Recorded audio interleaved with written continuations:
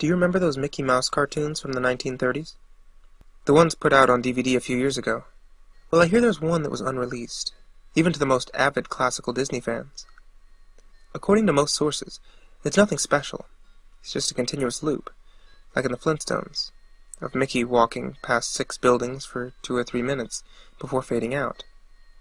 Unlike the cutesy tunes put in the other cartoons, however, the song in this cartoon wasn't a song at all.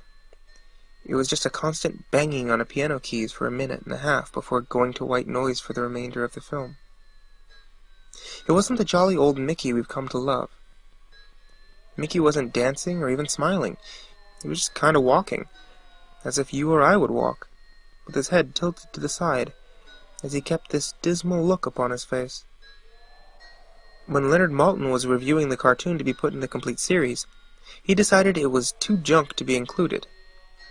However, he wanted to have a digital copy due to the fact that it was a creation of Walt's. When he had a digitized version on his computer, he noticed something.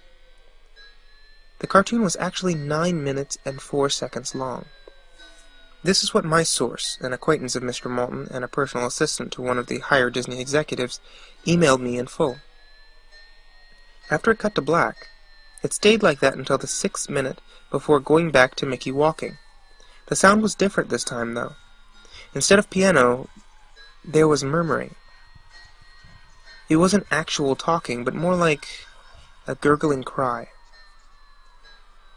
As the noise got more indistinguishable and loud over the next minute, the picture began to get strange.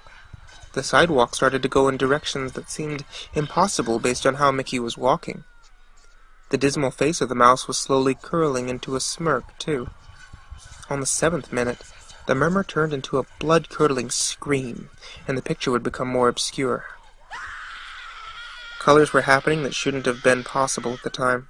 Mickey's face began to fall apart, with his eyes rolling to the bottom of his chin, and his curled smile pointing upward on the left side of his face. The buildings became rubble, floating in midair, and the sidewalk was still impossibly navigating in warped directions. Mr. Maltin became disturbed and left the room, sending an employee to finish the video and take notes of everything happening until the last second, and immediately store the disc of the cartoon in the vault afterward. The distorted screaming lasted until 8 minutes and a few seconds in, when it abruptly cut to Mickey Mouse's face at the end of every video, with what sounded like an out-of-tune music box playing in the background. This happened until the last 30 seconds, but I haven't been able to find out what happened in those final seconds. From a security guard under me who was making rounds outside that room, I was told what happened after. After the video ended, the employee stumbled out of the room looking pale. He repeated, "Real suffering is not known," 7 times before taking the guard's pistol and shooting himself. The only thing I could get out of Leonard Maltin was that the last frame was a piece of Russian text that roughly said, "The sights of hell bring its viewers back in." As far as I know, no one else has seen it.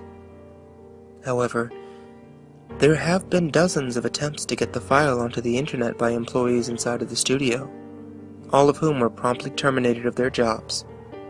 Whether or not it got online is up for debate, but if rumors serve me right, it's online under the name suicidemouse.avi. If you ever find a copy of it, I want you to never view it. Contact me by phone immediately, regardless of time. When a Disney death is covered up as well as this, it means that this has to be something huge.